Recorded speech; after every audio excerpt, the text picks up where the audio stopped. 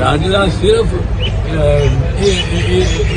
ایک نظام کے اس نظام کے فعال مقیم افسران کا نہیں، وہ سارے نظام کا ہی جانا۔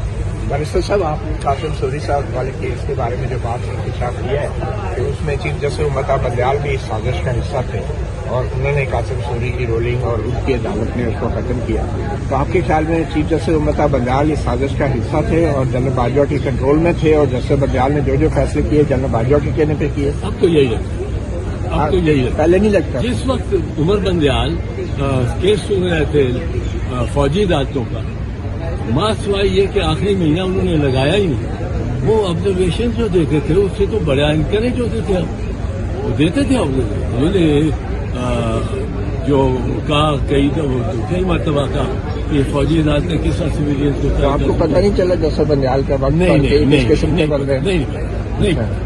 کاروائی اب جب کہ پتہ چل گیا ہے تو آپ کے خیال میں جسٹس بندیال کے خلاف کیا کاروائی ہونی چاہیے؟ جسٹس بندیال کے خلاف اب جو ہوگی سو ہو گیا ہونی چاہیے، نہیں جو ہو گیا سو نہیں ہو گیا۔ میرے بڑے تعلقات ہیں جسٹس بندیال، میرے وہ ساتھ کام کرتے رہے۔